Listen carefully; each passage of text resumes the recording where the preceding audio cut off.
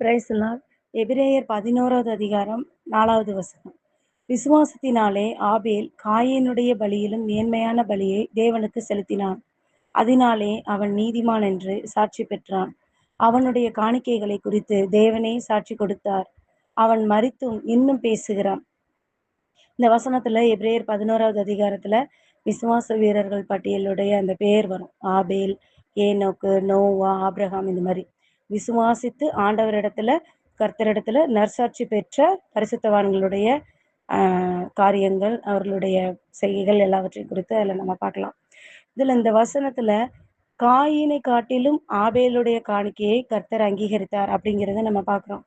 அப்ப காயின் என்ன காணிக்கை கொடுத்தார்? ஆதியாகமம் 4வது அதிகாரத்துல 3வது வசனம், காயின் நிலத்தின் கனிகளை கர்த்தருக்கு காணிக்கையாக கொண்டு வந்தான். ஆபேல் தன் மந்தையின் தலையீற்றுகளிலும் அவைகளில் கொழுமையானவைகளிலும் சிலவற்றை கொண்டு வந்தான். ஆபேலையும் அவன் காணிக்கையையும் கர்த்தர் அங்கீகரித்தார்.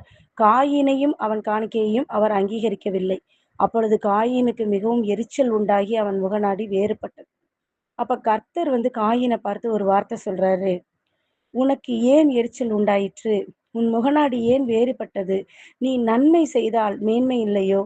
நீ நன்மை செய்யாதிருந்தால் பாவம் வாசற்படியில் படுத்திருக்கும். அவன் ஆசை உன்னை பற்றி இருக்கும். நீ அவனை ஆண்டு கொள்ளுவாய் என்றார். இந்த வசனத்துல, இந்த வார்த்தையில அவர் என்ன சொல்ல வர்றாரு? காயின் நிலத்தின் கனிகளை தானே கொண்டு கொடுக்குறாருன்னு நம்ம பார்க்குறோம். அவர் பயிர் செஞ்ச அந்த கனிகளை கொண்டு கொடுக்குறாரு. ஆபேல் ஆடுகள்ல தலையீற்றுகளையும் கொழுமையானவர்களையும் கொண்டு பலியிடுகிறார். இதுல என்ன தப்பு இருக்கு? கனிகளை கொண்டு கொடுக்கறதுனால என்ன? இது எதற்கு ஆண்டவர் நன்மை செய்யாதிருந்தாலும் சொல்றாரு? இதுல என்ன நன்மை இல்லை அப்படின்னு நம்ம பார்த்தோம்னா, ஆதியாகமம் 3வது அதிகாரத்துல 17வது வசனத்துல ஆதாம் ஏவாள் பாவத்திற்கு உட்பட்டதுக்கு அப்புறம், கீழ்ப்படியாமைக்குள்ள போனதுக்கு அப்புறம் ஒவ்வொருத்தருக்கும் ஒவ்வொரு சாபத்தை ஆண்டவர் கொடுப்பாரு. ஆதாமுக்கு ஒண்ணு, ஏவாளுக்கு ஒண்ணு, சர்பத்துக்கு. அதே மாதிரி பூமிக்கு ஒரு சாபத்தை ஆண்டவர் கொடுப்பாரு. பூமி உன் நிமித்தம் சபிக்கப்பட்டிருக்கும் அப்படின்னு சொல்லி ஆதியாகமம் 3வது அதிகாரம் 17வது வசனத்துல. அப்ப அந்த சபிக்கப்பட்ட பூமியில இருந்து உண்டான அந்த கனிகளை கொண்டு வந்துதான் காயின் படைக்கிறார். அதனால கர்த்தர் அதை அங்கீகரிக்கல. அப்ப ஆபேல் கொடுத்த அந்த ஆடுகளும் தலையீற்றுகளும் அந்த பூமியில தானே இருக்கு. அப்ப அதை மட்டும் ஏன் ஏற்றுக்கொண்டார் அப்படின்னா, ஆதாமும் ஏவாளும் பாவத்திற்கு உட்பட்ட போது, அதுக்கப்புறம் அவங்க முதலாவது இழந்தது என்னன்னா, தங்களுடைய வஸ்திரத்தை தான் இழந்தாங்க. இழந்து அவங்க நிர்வாணி என்பதை அறிந்தார்கள்னு வசனம் சொல்லுது. அப்ப அவங்களுடைய நிர்வாணத்தை மறைக்க கர்த்தர் ஒரு மிருகத்தை அடிச்சு அந்த மிருகத்தோடைய தோலை அவங்களுக்கு ஆடையா கொடுத்தாரு அப்படின்னு சொல்லி வசனம் ஆதியாகமத்துல வருது. அப்போ அங்க ஒரு மிருகம் கொல்லப்படுது. எதற்காக? மனிதன் பாவத்திற்கு உட்பட்ட போது அவனுடைய பாவ மன்னிப்பாகிய மீட்பு ரத்தத்தினாலே மாத்திரம்தான் உண்டாகும் அப்படிங்கிறத கர்த்தர் அங்க உறுதி செய்றார். அங்க முதலாவது ஒரு ஆட்டுக்குட்டியை அடிக்கப்படுகிறது ஆதியாகமத்திலேயே.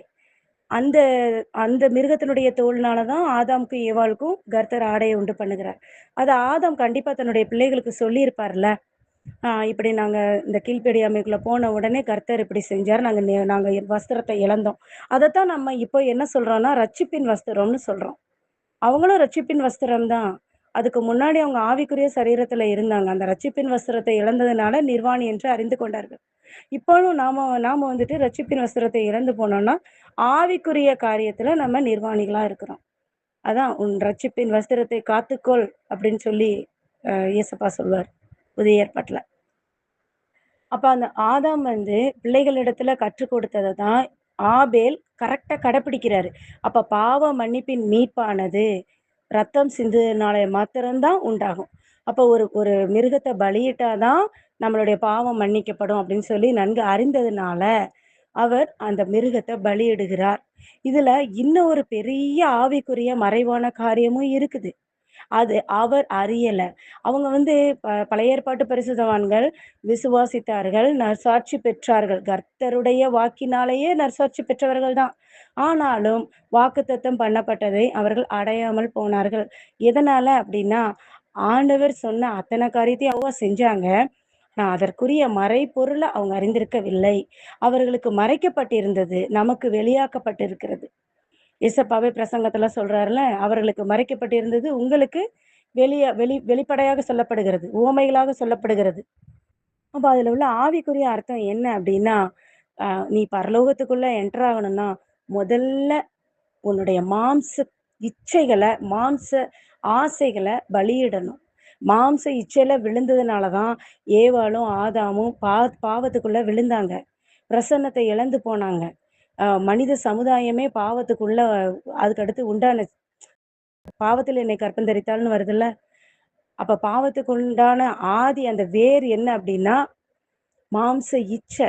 அதனால தான் மோசேட்ட ஆசரிப்பு கூடாரம் செய்யும்போதும், ஆசரிப்பு கூடார பலியில முதல்ல வெளிய மிருகத்தோடைய அந்த மாம்சத்த அ பலியிட்டு சுட்டு எரிக்க சொல்றாரு. சுத்தமா மாம்சமே இருக்கக்கூடாது. அதுக்குரிய ஆவிக்குரிய அர்த்தம் இதுதான். அதான் எபிரேயர் 12:24ல புது உடன்படிக்கையின் மத்தியஸ்தராகிய இயேசுவினிடத்திற்கும் ஆபேலினுடைய இரத்தம் பேசினதை பார்க்கிலும் நன்மையானவைகளை பேசுகிற இரத்தமாகிய தெளிக்கப்படும் இரத்தத்தினிடத்திற்கும் வந்து சேர்ந்தீர்கள் அப்படிங்கிற வசனம் அதை உறுதிப்படுத்துது. ஆபேலினுடைய இரத்தம் கர்த்தரை நோக்கி கூப்பிட்டுச்சான். அது எதுக்காக கூப்பிட்டு இருக்கோம்?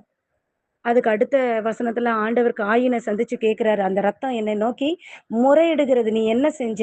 ஆபேல் எங்கன்னு கேட்கிறாரு. அப்ப அந்த ரத்தம் என்ன பேசியிருக்கும்? என்ன இப்படி கொன்னுட்டான் அப்படின்னு தானே சொல்லியிருக்கும். பழி வாங்குதலுக்குரிய அந்த தாட்டோட அந்த ரத்தம் பேசியிருக்கும். ஆனா அதை காட்டிலும் நன்மையானவைகளை பேசும் இயேசு கிறிஸ்துவின் ரத்தம்னா, இயேசு கிறிஸ்துவின் ரத்தம் நன்மையானவைகளை பேசுகிறது என்றால் அதுக்கு என்ன அர்த்தம் அப்படின்னா, இயேசு கிறிஸ்து உலகத்தை ஜெயித்தவராக இருந்தார். எல்லாவற்றையும் மாம்ச இச்சைகள் அத்தனையும் சிலுவையில அறைய ஒப்பு கொடுத்தார். தன்னுடைய மாம்சத்தை கிழிக்க ஒப்பு கொடுத்தார். உலகத்தை வெறுத்தார். அப்படியே சொன்னார்ல, என்னை பின்பற்ற வருகிறவன் தன்னைத்தானே வெறுத்து தன் சிலுவையை எடுத்துக்கொண்டு என் பின்னாலே வர கடவன் சொல்றார். அப்ப கிறிஸ்தவர்களாகிய நம்ம ஒவ்வொருவருக்கும் அழைப்பு என்ன அப்படின்னா, முதலாவது விசுவாசத்துக்குள்ள வந்த உடனே நம்ம செய்ய வேண்டிய முதல் பலி மாம்ச இச்சைகளை நம்ம பலியிடணும். பலியா ஒப்பு கொடுக்கணும். இந்த காணப்படுகிறவைகளாகிய உலகத்தின் காரியங்கள், அதனுடைய இச்சைகள், அதனுடைய செய்கைகள், காரியங்கள் எல்லாவற்றையும் நம்ம வந்து பலிபீடத்துல பலியா சுட்டு எரிச்சிடணும். அப்புறம்தான் நம்ம பரிசுத்த ஸ்தலத்துக்குள்ளேயே போக முடியும். அப்புறம் என்ன மகா பரிசுத்த ஸ்தலம் இருக்கு. அப்ப வெளி பிரகாரத்துல இருக்கிற நாம விசுவாசித்து வெளியே நின்றுட்டு இருக்கிறோம். இவர்தான் கர்த்தர், இவர்தான் தேவன் அப்படின்னு. அப்ப உள்ள என்டர் ஆகணும்னா முதல் படி நம்ம விசுவாசத்தினுடைய முதல் படி நம்மளுடைய மாம்ச இச்சைகளை சிலுவையில அறைய ஒப்பு கொடுக்கணும், வெறுக்கணும், தன்னைத்தானே நம்ம வெறுக்கணும். இது வந்து கடினமான உபதேசமா தான் இருக்கும். ஆனா இயேசு கிறிஸ்து நம்ம அப்பா சொன்ன உபதேசத்தை தான் ஆவியானவர் உணர்த்தினதுனால இங்கே குறிப்பிடுகிறேன். தேவனுக்கே மகிமை உண்டாவதாக. ஆமென். ஹல்லேலூயா.